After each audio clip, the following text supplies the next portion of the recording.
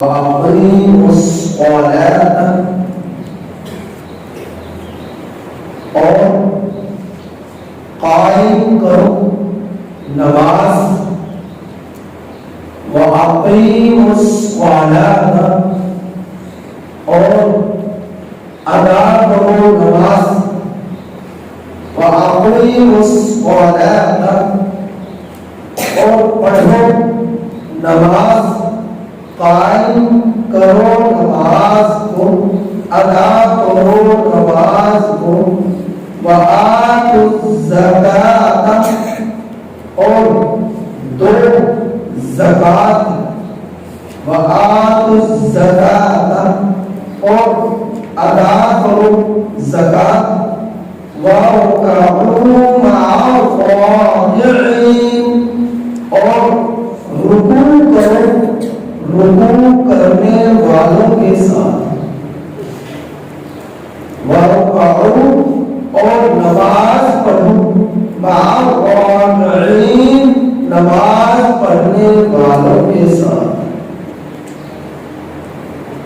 اتأمرون الناس بالبر کیا تم لوگ حکم دیتے ہو لوگوں کو بالبر نیکی کا وتنسون انفسکم اور تم لوگ اپنے آپ کو بھول جاتے ہو وانتم تتلون الکتاب حالانکہ تم لوگ پڑھتے ہو کتاب کو افلا تعقلون کیا تم لوگ سمجھتے نہیں ہو واستعینوا اور مدد طلب کرو واستعینوا اور مدد مانگو بالصبر صبر کے ساتھ واستعینوا اور مدد لو صبر کے ساتھ والصلاۃ اور نماز کے ساتھ وَإِنَّهَا اور بے شک اور یقیناً نماز لَكَبِيرَةٌ البتہ دشوار ہے لَكَبِيرَةٌ البتہ گران ہے إِلَّا عَلَى الْخَاشِعِينَ مگر عاجزی اختیار کرنے والوں مگر خشوع اختیار کرنے والوں مگر عاجزی اختیار کرنے والوں الذین یظنون وہ لوگ جو گمان رکھتے ہیں وہ لوگ جو یقین رکھتے ہیں انہم ملاقو ربہم بے شک ان لوگوں نے اپنے رب کے ملاقو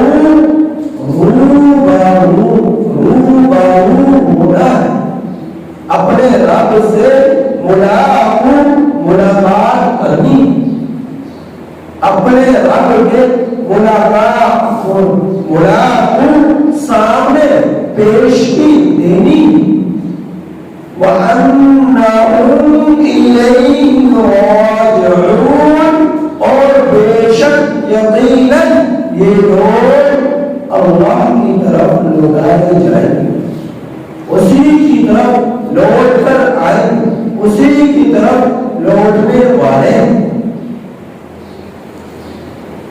اللہ جل جلالہ نے پچھلی آیات کریمہ میں ایمان کا ذکر فرما لینے کے بعد اب ایمان کے بعد ضروری عبادات کا ذکر فرما رہے ہیں اللہ رب العزت وآمنوا بما انزلت یہاں ایمان کا تذکرہ فرما لینے کے بعد اب ضروری عبادات کا ذکر فرما رہے ہیں کہ جن کو ادا کرنا چاہیے. اصل میں اس رکوع سے بنی اسرائیل سے متعلقہ گفتگو ہو رہی ہے. تو بنی اسرائیل سے متعلقہ گفتگو ہو رہی اور نماز ایمان کے بعد نماز کا تذکرہ ہو اور پھر زکوٰۃ کا تذکرہ ہو اور پھر نیک کام کرنے کی طرف رغبت ملائے اور نیک اعمال میں صبر اور نماز کے ساتھ مدد کی تلقین فرمائے اور نماز کی اہمیت کو آخری آیت میں کہ کس طرح نماز کی اہمیت دلوں میں آ سکتی ہے، اس کا اہتمام ہو سکتا ہے، اس کا ذکر فرمایا. تو اللہ جل جلالہ قرآن کریم میں جہاں کہیں بھی نماز کا حکم فرمایا ساتھ اقیم کا ذکر، اقیم کا لفظ لے کر اقیم الصلاۃ، اقامت، قائم کرنا، ادا کرنا، قائم اقیم الصلاۃ، اقیم الصلاۃ، اقیم اقامت. اقامت کیا مطلب کہ نماز کو وقت معینہ پر اس کے تمام سنن، آداب اور شرائط کے ساتھ بر وقت ادا کرنا. اس کو کہتے ہیں اقامت، اقامت الصلاۃ. تمام نماز کو، ہر نماز کو وقت متعینہ پر تمام سنن، آداب اور شرائط کے مطابق ادا کرنے کا نام اقامت الصلاۃ ہے. صلاۃ، اقیم الصلاۃ، صلاۃ کا معنی دعا آتا ہے، دعا صلاۃ، لیکن مراد وہ عبادت ہے جو اسلام کے اندر نماز کے نام سے موصول ہے. اس عبادت کو صلاۃ کہتے ہیں، اس عبادت کو صلاۃ کہتے ہیں. تو نماز میں دعائیں بھی ہیں، نماز میں اللہ کی تعریف بھی ہے، اللہ کی بڑائی بھی ہے اور گمراہی سے بچنے کی دعائیں بھی ہیں، اور نماز میں اللہ رب العزت کی حمد و ثنا بھی ہے، کبریائی بھی ہے اور اس میں اپنے حاجات بھی. تو نماز دعا بھی ہے اور نماز صلاۃ کا معنی جو دعا ہے وہ اس اعتبار سے بھی نماز پر اس کا اطلاق ہوتا ہے. اور مراد شریعت کے اسلام میں صلاۃ کا لفظ اس عبادت کے لیے استعمال ہوتا ہے جسے نماز کہا جاتا ہے. جہاں بھی اسلام کا لفظ ہوگا عام طور پر اس سے نماز ہی مراد ہوتی ہے. تو اللہ تعالیٰ نے نماز کا حکم دیا کہ قائم کرو نماز کو اور ادا کرو زکات. زکات کا معنی پاکیزہ کرنا، بڑھانا، بڑھوتری، زکات کا معنی. تو مطلب کیا ہے کہ وہ اپنے مال میں سے کچھ مخصوص حصہ اللہ کے راستے میں نکال دے، اس کو زکات کہتے ہیں. جو سال میں ایک مرتبہ فرض ہوتی ہے، جو سال میں ایک مرتبہ فرض ہوتی ہے، جو سال میں ایک مرتبہ فرض ہوتی ہے، مال پر، نقدی پر، سونے پر، چاندی پر، کرائے کے مکانوں پر اور اسی طرح پر گھروں پر اور اسی طرح پر جو ہے زمینوں پر جو کرائے پر دی ہوئی ہیں، پلاٹوں پر جو کرائے پر دی ہوئے ہیں، مکانوں پر جو کرائے پر دی ہوئے ہیں، تو ان پر کیا ہے؟ ان پر زکات. سال میں ایک مرتبہ، سال میں ایک مرتبہ مخصوص حصہ زکات کا ادا کرنا. 100 میں سے 2.5% جو ہے وہ ادا کرنا. اگر اس کی قیمت نکال دی جائے بالکل 100 روپے میں سے 2.5 روپے ہے تو 200 روپے پر 5 روپے ہے، 200 روپے پر 5 روپے ہے تو کس اعتبار سے 1000 روپے پر 25 روپے. تو اس اعتبار سے جب اسے ضرب دیتے چلے جائیں گے زکات خود بخود نکل آئے گی. تو اللہ تعالیٰ نے سارا مال تم سے نہیں مانگا. اہل تجارت پر، مالدار طبقے سے اور اس کا فائدہ یہ بتا دیا وہ ادا کرو گے، ایک تو اللہ کی مخلوق کی، یتیموں کی، غربا کی، فقیروں کی ضرورتیں پوری ہوں گی اور تمہارے لیے آخرت میں وہ خزانہ ہوگا، اور تیسرا یہ فائدہ ہوگا تمہارا باقی ماندہ مال جو ہے نقصانات سے، بے برکتی سے محفوظ ہے اور وہ پاکیزہ ہو جائے، تو یہ فائدہ ہو۔ تو دوسرا حکم زکات، تو نماز کا قائم کرنا اس سے حب جان مل جاتا ہے، یعنی جان کی محبت، اپنے وجودوں سے جن کو محبت ہے، جان جن کو پیاری ہے، تو اس جان کی محبت، یہ موت کو ناپسند کرتے ہیں، اس جان کی محبت نماز پڑھنے سے کم ہو جاتی ہے، اور زکات ادا کرنے سے مال کی محبت کم ہو جاتی ہے، زکات ادا کرنے سے مال کی محبت کم ہو جاتی ہے، نماز پڑھنے سے جان کی محبت کم ہو جاتی ہے۔ حضرت تھانوی رحمۃ اللہ علیہ نے یہی کہا تھا کہ نماز پڑھنے سے جان کی محبت کم اور زکات ادا کرنے سے مال کی محبت کم، اور پھر فرمایا اور رکوع کرو، رکوع کرنے والوں کے ساتھ، رکوع کا اطلاق سجدے پر بھی ہوتا ہے کیونکہ سجدے میں رکوع کی بنسبت زیادہ جھکا جاتا ہے، لیکن یہاں پر مراد جز بول کر کل مراد دیا ہے۔ کیا مطلب؟ رکوع جو ہے نماز کا ایک رکن ہے، تو نماز کا جز ہے، تو جز بول کر پوری نماز مراد دی ہے۔ کیا مطلب؟ کہ نماز مکمل ادا کرو، نماز مکمل ادا کرو، اور دوسرا کیا مطلب؟ جماعت کے ساتھ ادا کرو، نماز ادا کرو، نماز ادا کرنے والوں کے ساتھ، رکوع کرو، رکوع کرنے والوں کے ساتھ۔ تو اس میں دوسری خصوصیت امت محمدیہ صلی اللہ علیہ وسلم کی اجاگر ہوتی ہے، وہ کس طرح کہ خطاب جو ہے پر تذکرہ جو ہے پر اہل یہود کو ہے، اور ان پر بھی نماز و زکات فرض ہے، لیکن اس طریقے سے نہیں کہ جس طرح شریعت محمدیہ علیہ السلام کے اندر جو ہے نماز و زکات فرض ہے، کہ اس میں اس شریعت کے اندر کچھ فرق ہے کہ وہ اس طرح کے نماز زکات ادا کرتے تو اسے آگ آسمان سے آتی تو اسے جلا ڈال کے قبول ہو جاتی، تو زکات ان پر بھی فرض تھی، نمازیں بھی ان پر فرض تھی، لیکن خاص اس آیت کے ساتھ اس طرح پر ہے، اس طرح نہیں تھی، تو ان پر نماز فرض تھی، لیکن ان کی نماز میں رکوع نہیں تھا،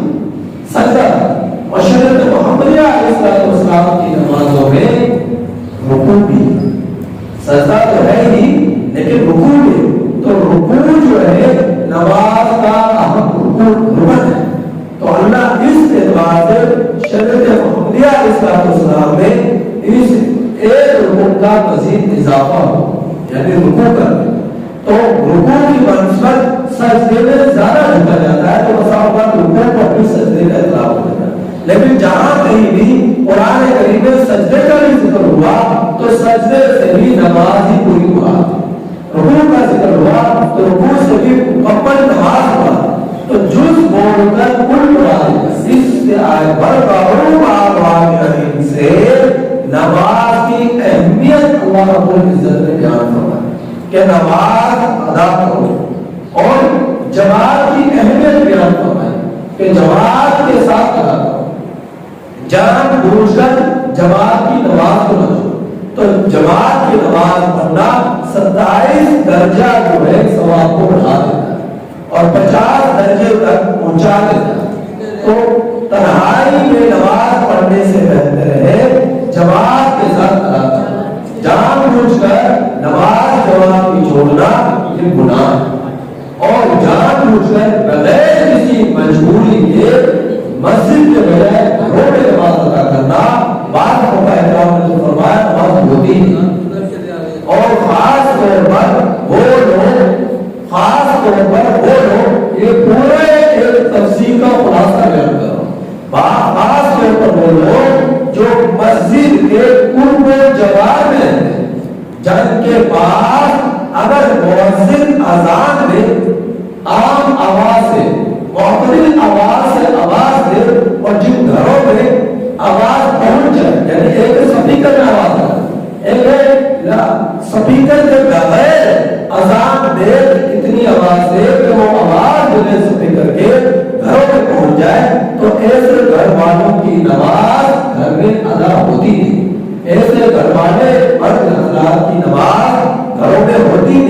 کی نماز ہی مسجد کے اندر ہوتی ہے۔ تو مسجد کے اس آیت کریمہ سے یہ بات یہ معلوم ہوئی کہ جماعت کے ساتھ نماز ادا کرنا۔ تو دوسری بات یہ معلوم ہوئی کہ مسجد کے اندر نماز ادا کرنا۔ تو نماز کی اہمیت اس آیت کریمہ سے معلوم ہوئی۔ تو پھر اب نماز کا حکم آ گیا، زکات کا حکم آ گیا، اور آگے پھر اللہ تعالیٰ فرمائے کہ کیا تم لوگ اتأمرون الناس بالبر، کیا تم لوگوں کو نیکی کا حکم کرتے ہو، وتنسون انفسکم، اور اپنے آپ کو بھول جاتے ہو۔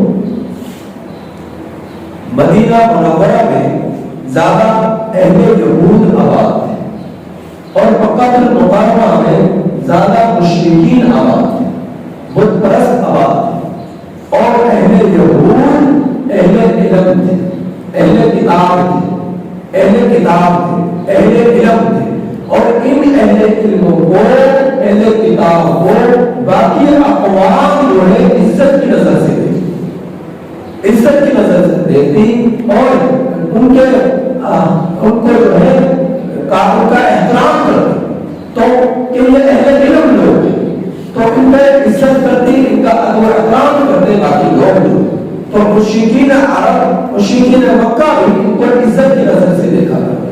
تو جب اہل یثرب، اہل یہود کے پاس جاتے، اہل مدینہ والے، مدینہ کے لوگ جو تورات اور انجیل کا علم نہیں رکھتے تھے لیکن تھے یہودیوں میں سے یا نصرانیوں میں سے، تو جو ہے کوئی مسئلہ پوچھنے کی اہل علم کے پاس جاتے، اہل کتاب کے پاس جاتے، تو یہ اپنا خود سے مسئلہ مسائل حل کرواتے، پوچھتے۔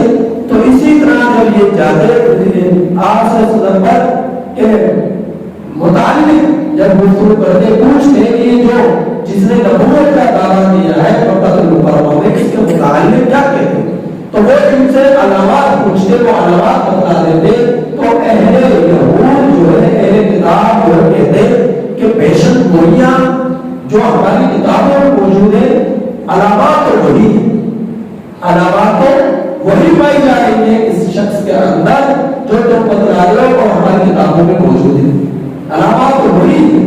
تو وہ کیوں کہتے، لیکن اب انہیں یقین بھی ہوتا، لیکن وہ کیا کرتے، ایمان لے کر کیا۔ اہل علم جو ہے، راہب جو ہے، اہل کتاب جو ہے، ایمان لے کر آتے، مسائل بتا دیتے، لیکن ایمان لے کر آتے، کیوں نہیں لے کر آتے؟ کیونکہ دلوں میں حب جان تھی، دلوں میں حب مال، حب شہرت ان کے دلوں میں کیوں تھی کہ اگر ہم ایمان لے کر آگے تو ہماری روٹی پانی جو ہے بند ہو جائے۔ ان کا یہ ایک سوچ کہ پھر ہمیں شریعت اسلام کی پابندی میں رہنا پڑے گا، اور اب ہم اپنی چاہت کے مطابق جس کو جس طرح بھی چاہ مسائل بتا دیتے ہیں، اور جو ہے غلط درست جو دل میں آیا ہمیں کسی کو کہ رعایت کرتے ہوئے کو مسائل بتلا دیے، اور لوگوں کی نظریں ہمارے اوپر، معتقدین کی نظریں ہمارے اوپر جبھی ہوئی ہے، ان لوگوں کا ہمارے اوپر رش لگا رہتا ہے، ہمارے علم ہجوم لگا رہتا ہے۔ اگر ہم محمد صلی اللہ علیہ وسلم پر ایمان لے کر آگے تو ہمارا یہ روٹی پانی جو ہے بند ہو جائے، ہماری ضروریات بند ہو جائے، تو ہمیں پابندی کے ساتھ پھر زندگی بسر کرنی پڑے گی، وقت گزارنا پڑے گا، یہ ان کی سوچ۔ تو یہ وجہ بنی تو وہ ایمان لے کر گیا آپ صلی اللہ علیہ وسلم پر، ان میں سے اکثر بہت سارے ایمان بھی لے کر آئے، لیکن بہت سارے ایمان اہل علم ہونے کے باوجود پیشگوئیاں علامات سب اپنی کتابوں میں پڑھنے کے باوجود آپ صلی اللہ علیہ وسلم پر جو ثابت ہوتی تھی، نمایاں ہوتی تھی، سب کچھ کو پا کر وہ ایمان لے کر دیا ہے۔ کیوں؟ حب شہرت، حب جاہ، حب مال، ان چیزوں نے انہیں اسلام کی طرف جو نہیں آئے، ان چیزوں نے نہیں آنے کہ ہماری وجاہت ختم ہو جائے، ہماری عزت ختم ہو جائے۔ ان کی یہ سوچ تھی ہمارا روٹی پانی گل، ہمارا بھوکا پانی وہ بند ہو جائے، بس یہ سوچ تھی۔ تو اللہ رب العزت نے فرمایا کہ کیا کچھ لوگوں کو تو حکم کرتے ہو نیکی کا اور اپنے آپ کو بھول جاتے، علامات کو بتلا رہے درست ہیں، لیکن خود وہ ایمان لے کر نہیں آئے۔ جو آج جنہوں نے دیکھا کہ ایمان لے کر ویسے بہت سارے سن کر ایمان لے آئے، لیکن خود علم ایمان لے کر فرمایا کہ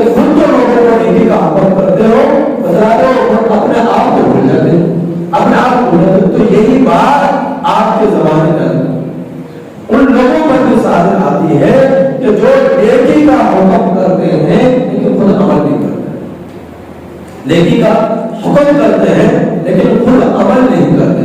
تو خود عمل نہیں کرنا اور لوگوں کو واعظ کرنا یہ بھی ایک بہت سنگین گناہ ہے، کیونکہ ایمان کے بعد اعمال کا ہونا انتہائی ضروری ہے. اس کے بغیر اللہ کے عذاب سے بچنا انتہائی مشکل ہے. تو اعمال جو ہے اللہ کے فضل کو اپنی طرف کھینچتے ہیں. آپ کا نماز پڑھنا اللہ کے فضل کو کھینچتا ہے، اللہ کی توجہات کو کھینچتا ہے، اللہ جل جلالہ کی محبت کو کھینچتا ہے. تو تمہارا زکات ادا کرنا اللہ کے رجحان کو اپنی طرف متوجہ کرنا ہے، اللہ کے فضل کو اپنی طرف متوجہ کرنا ہے. اور لوگوں میں حقوق جو ہے ان کے حقوق کی پاسداری کرنا، سچائی کے دامن کو تھامنا، گناہوں سے بچنا، یہ ساری چیزیں اللہ کے فضل کو کھینچے. تو اعمال جو ہے اللہ کے فضل کو متوجہ کرتے ہیں، اور جب اللہ کا فضل ہو جاتا ہے تو پھر نجات کے لیے کافی ہے. تو اللہ کے رسول صلی اللہ علیہ وسلم نے ارشاد فرمایا کہ کل قیامت کے دن جو ہے ایسے لوگ جو دنیا کا اندر واعظ کرتے، لوگوں کو ترغیبات دیتے، نیکی کا حکم کرتے لیکن خود عمل نہیں کرتے، اللہ رب العزت جو ہے ان کی زبانوں کو اللہ رب العزت کینچیوں سے اترے گے، ان کی زبانوں کو کینچیوں سے ٹکڑے کریں گے. جو لوگ دنیا کا اندر واعظ کرتے لیکن خود عمل نہیں کرتے. اللہ تعالیٰ ہم میں سے ایک کو عمل کی توفیق عطا فرمائے، ہم میں سے ایک کو عمل کرنے کی توفیق عطا فرمائے. تو اب عمل کس طرح ہوگا، ایمان میں تفصیلی کس طرح ہوگی، نماز میں خشوع کس طرح اختیار ہوگا؟ تو خشوع ہوگا صبر کے ساتھ اور نماز کے ساتھ، صبر کے ساتھ اور نماز کے ساتھ. نماز صبر یہ کہ آپ کی جتنی بھی خواہشات ہیں ان خواہشات کا قلعہ تباہ کر دینا، اور خواہشات کی گردن پر کچل جانا. تو انسان کچل جانا اس کا نام صبر ہے. انسان کی خواہشات چونکہ لامحدود ہوگی، جب لامحدود خواہشات ہو جاتی ہے تو پھر انسان کا قلب جو ہے یہ مضطرب ہو جاتا ہے. ایک انسان کا قلب جو ہے یہ مضطرب ہو جاتا ہے کہ دل جو ہے یہ ایک چیز کو قبول کرتا ہے. اگر اس کے اندر ایک چیز کو بٹھا کر اور اسی کو جو ہے اپنا ہدف بنا کر زندگی گزارنا شروع کر دے تو باقی چیزوں سے جان چھوٹ جائے. دل جو ہے بہت ساری چیزوں کو بیک وقت قبول نہیں کرتا. اگر وہ بہت ساری چیزوں کو لینے کی کوشش کرتا ہے تو پھر سکون دل سے نکل جاتا ہے اور پریشانیاں دل پر غالب آ جاتی ہیں. تو پریشانیوں سے نجات حاصل کرنی ہے اور دل کو سکون پیدا کرنا ہے تو مضطرب ہونے سے دل کو بچانا ہے. اور مضطرب دل تب ہوگا، مضطرب سے اعتراض مضطرب ہونے سے دل تب بچے گا جب آپ کے دل میں کسی ایک چیز کا ہدف ہوگا. اور دل میں ایک چیز کا ہدف ہونا جو چاہیے وہ یہ ہے کہ دل میں ہر وقت آخرت کی فکر، دل میں ہر وقت آخرت کی فکر ہو، اللہ کی خوشنودی ہو، دین اسلام سے محبت ہو، عبادات کی طرف رجحان ہو. بس اس ایک سوچ کو رکھیں.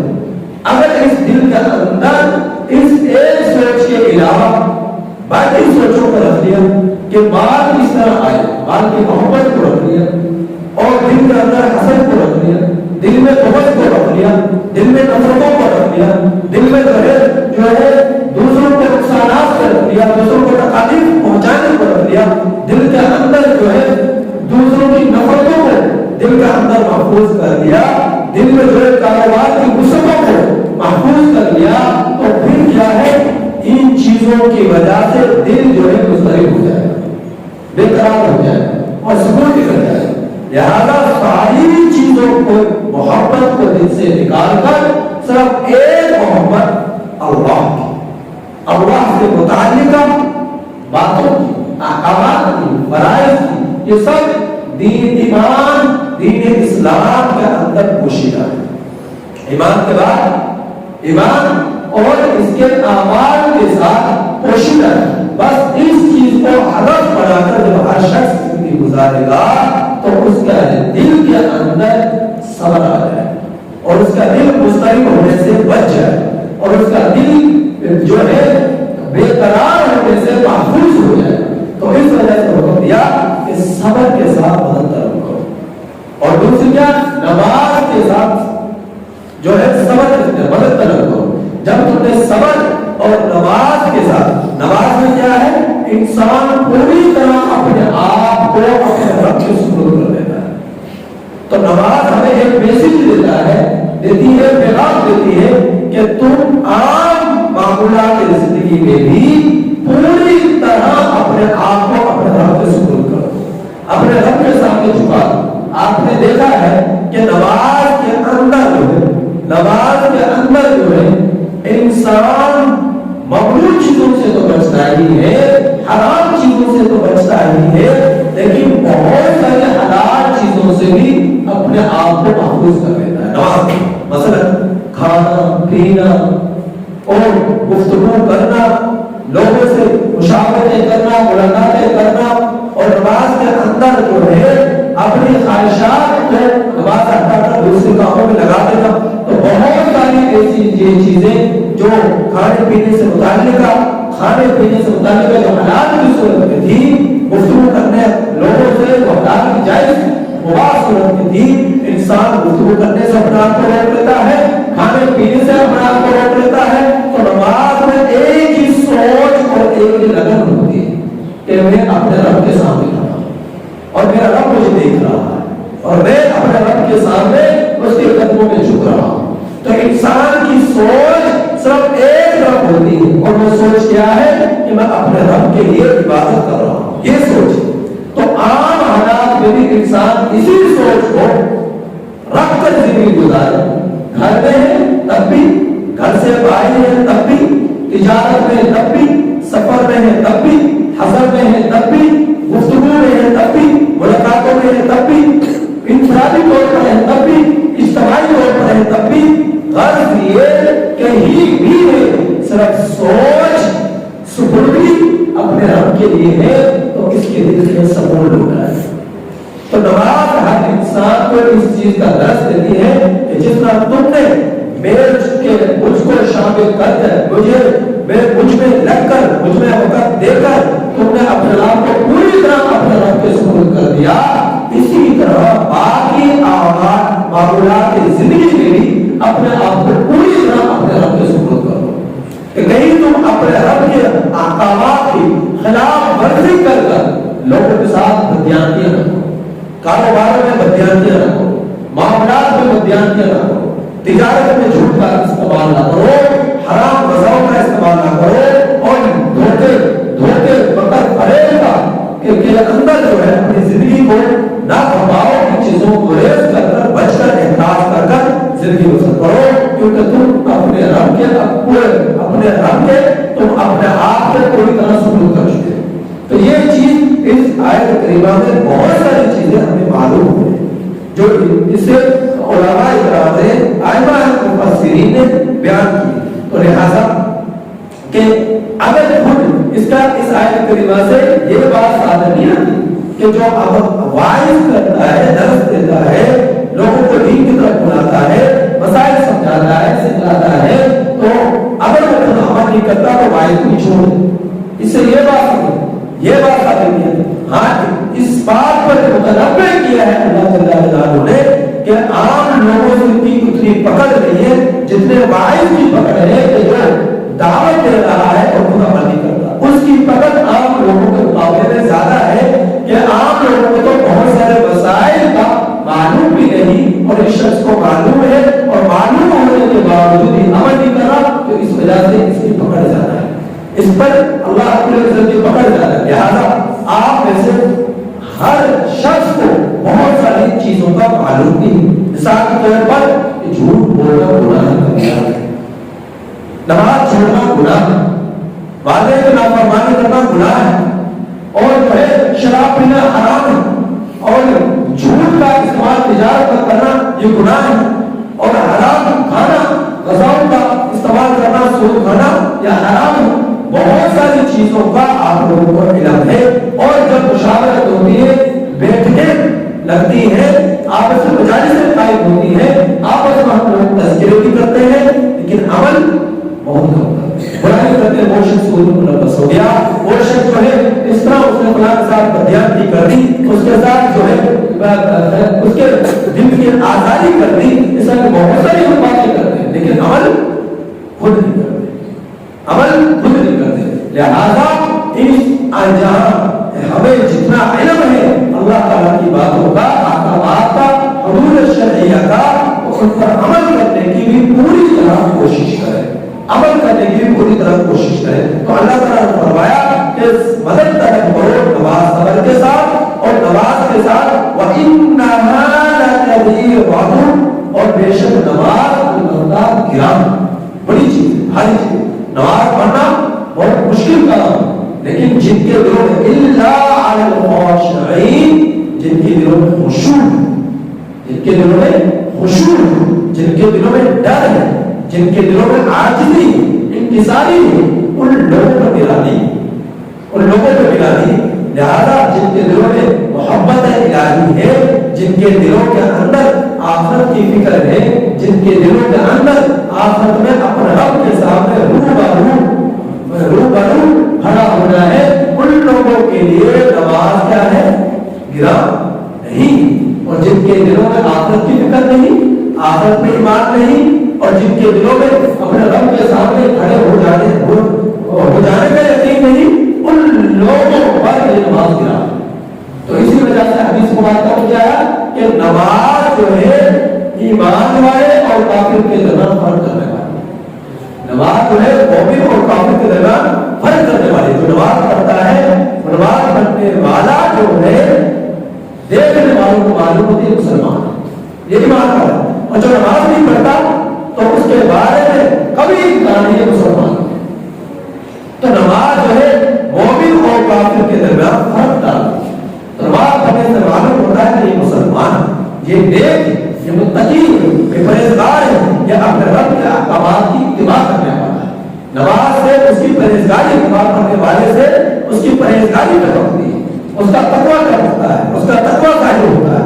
لہذا نماز جو ہے اس کا پوری طرح اہتمام کرنا. اور فرمایا الذین یظنون انہم ملاقو ربہم، یہاں پر یظن کا معنی کیا؟ ظن یہ دو معنوں میں استعمال ہوتا ہے، ایک غمان کے معنی میں اور دوسرا یقین کے معنی. لغت میں دونوں معنوں میں اس کا استعمال ہوتا ہے، یقین کے معنی میں اور غمان کے معنی میں. تو ہم دونوں ترجمہ کرتے ہیں کہ وہ لوگ جو غمان کرتے ہیں کہ بے شک انہوں نے اپنے رب سے ملاقات کی، اپنے رب کے سامنے روبرو انہوں نے کھڑا ہوا. یا یوں ترجمہ کہ وہ لوگ جو یقین رکھتے ہیں کہ انہوں نے اپنے رب کے سامنے روبرو کھڑا ہوا، اپنے رب سے ملاقات کر لی. تو بہت سارے ہم لوگوں میں سے ایسے لوگ ہیں جنہوں کو اپنے رب کے سامنے کھڑے ہونے کا یقین ہے. تو پھر ہم یہ ضرور کا اسی بات سمجھتے ہیں. اور اگر اور بہت سے لوگ ایسے ہیں جو اپنے عمل سے بتاتے ہیں بس یہی زندگی ہے، اس کے علاوہ کچھ نہیں، مرنا نہیں، موت نہیں، فنا نہیں، بس یہی پر مزے لے لو، یہاں پر لذات لے لو، یہاں پر جو ہے وہ اپنے من چاہیے زندگی گزار لو. وہ اپنے عمل سے اس بات کا اظہار کرتے ہیں کہ انہیں اپنے رب کے سامنے کھڑے ہونے کا یقین ہے. تو اس بات انہیں گمان ہے تو ہو سکتا ہے کھڑے ہونے. تو اس وجہ سے اس کا تطور یوں کر دیتے ہیں کہ وہ لوگ جو گمان کرتے ہیں کہ انہوں نے اپنے رب کے سامنے کھڑا ہوا، لیکن جو ایمان والے ہیں، متقی پرہیزگار ہیں، آخرت میں ایمان رکھنے والے، ان کے اعتبار سے ترجمہ یوں کریں گے کہ وہ لوگ جو یقین رکھتے ہیں کہ انہوں نے اپنے رب کے سامنے کھڑا ہوا. تو پھر کیا ہے؟ ان کی نمازوں میں خشوع آئے گا، ان کی نمازوں میں خضوع آئے گا. تو ان کی نمازوں میں اللہ کی مدد آئے گی، ان کی زندگیوں میں اللہ کی مدد آئے گی، ان کی زندگیوں میں صبر آئے گا، تحمل آئے گا، برداشت آئے گی. تو اس وجہ سے کیونکہ انہیں معلوم ہے یہ دکھ عارضی دکھ ہے، یہ زندگی عارضی زندگی ہے، چند روزہ زندگی ہے، اس کے بعد اس زندگی سے یہ زندگی ختم ہو جائے، پھر ہمیشہ کی زندگی شروع ہوگی. یہ ختم ہوگی تو اگلی زندگی شروع ہوگی، اور اس زندگی کے بعد کوئی اختتام نہیں ہے، اس زندگی کا کوئی ختم نہیں ہے، اس زندگی میں ہمیشہ رہنا. تو جن لوگوں کی اس کی فکر لگی رہتی ہے کہ موت کے بعد اپنے رب کو میں نے جواب دینا ہے اپنے اعمال کا، اپنی زندگی کا، وہ تو ہر وقت اسی ڈر میں رہتے ہیں کہ کہیں میرا رب مجھ سے ناراض نہ ہو جائے، میرا رب مجھ سے روٹ نہ جائے. تو اس وجہ سے ہر وقت ذکر اذکار میں لگے رہتے ہیں, نمازوں میں لگے رہتے ہیں, تجارت کرتے ہیں, دیانتداری کا اہتمام کرتے ہیں, حقانیت کا اہتمام کرتے ہیں, سچائی کے دامن کو مضبوطی سے تھام کر وہ اپنے معاملات کو سر انجام دیتے ہیں. تو ڈر کر اور سمجھ کر اپنے دنیا کی زندگی کے اندر اپنے گھروں کو وہ رکھتے ہیں, استعمال کرتے ہیں جن کو آفت کے لگی. تو اللہ رب العزت نے اسی کی طرف متوجہ فرمایا کہ تمہاری نمازوں میں خشوع آئے گا جب تمہیں یقین ہوگا کہ میں اپنے رب کے سامنے کھڑا ہوں. تمہاری خواہشات تمہارے دلوں سے نکلے گی جب تمہیں یقین ہوگا کہ میں اپنے رب کے سامنے کھڑا ہوں. اگر تمہیں یقین نہیں ہے پھر خواہشات ایسی ہیں کہ ہر خواہش پر دم نکلے. اتنی خواہشات, اتنے جذبات, لیکن انسان کو موت آ جاتی ہے لیکن خواہشات بھی ادھوری رہ جاتی ہے. موت آ جاتی ہے. آج تک دنیا کا اندر کوئی شخص ایسا ہے ہی نہیں کہ جو اس بات کا دعویٰ کرے کہ میری تمام خواہشات پوری ہوئی. اگر کسی کی بڑی تمام خواہشات پوری ہو جائے, لیکن کیا آپ کو لگتا ہے کہ کوئی کسی شخص کے دل میں جو ایمان والا ہے, اسے تو یقین ہے کہ موت کے بعد میں نے اپنے رب سے ملاقات کرنی ہے, بہت ساری خواہشات آتی ہیں لیکن وہ پوری نہیں کرتی کیونکہ وہ آفت کو ترجیح دے. لیکن جو بے ایمان ہے, بے ایمان کو خواہشات سب کو پوری کریں گے, مل بھی جائیں گے, لیکن پھر بھی ایک خواہش جس میں آپ سب کہہ سکتے ہیں وہ پوری نہیں ہو سکتی. وہ کیا ہے کہ ہمیشہ کے لیے دنیا کے اندر رہنا. تو موت تو ہمارے نام ہے, موت نے ہر ایک پر آنا ہے اور آئی ہو. تو موت کے بنا یہ خواہش کسی کی پوری نہیں, نہ کسی کی ہوئی نہ کسی کی ہوگی کہ موت کے بنا زندہ رہے ہمیشہ, یہ خواہش کبھی کسی کی پوری نہ تو ہوئی ہے نہ ہی ہوگی. تو اس وجہ سے دنیا کے اندر موت تو آ جاتی لیکن خواہشات پوری نہیں ہوئی. لہٰذا یہ ہمارے لیے بہتر نہیں کہ ہم تمام خواہشات کو کا بنا کاٹ ڈالیں اور اپنے رب کی چاہت کو مد نظر رکھ کر زندگی بسر کریں. اپنے رب کی چاہت کو مد نظر رکھ کر زندگی بسر کریں, کیونکہ وَأَنَّهُمْ إِلَيْهِ رَاجِعُونَ. اس کے سامنے کھڑا ہونا ہے, ہم نے اپنے رب کو جواب دینا ہے اور اس کے طرف ہم سب نے لوٹ کر جانا ہے. کوئی بھی ایسا نہیں ہے, کافر ہے یا مومن ہے, مسلمان ہے یا کافر ہے, نیک بخت ہے یا بدبخت ہے, کوئی شخص ایسا نہیں جس نے اپنے رب کے سامنے کھڑا ہے, جس نے میدان حشر میں جمع ہوا. کوئی ایسا نہیں, ہر شخص نے جانا, ہر شخص نے کھڑا ہوا. تو اللہ رب العزت جب ہم سب کو یقین ہے کہ اس اللہ کے سامنے ہمیں کھڑا ہونا ہے, تو لہذا دنیا کے اندر زندگی ایسی گزرے کہ ہمارا رب کی اپنی زندگی میں کہیں نافرمانی نہ ہو, ہمارا رب ہم سے روٹھ نہ جائے, ہمارا رب ہم سے ناراض نہ ہو جائے. اللہ تعالیٰ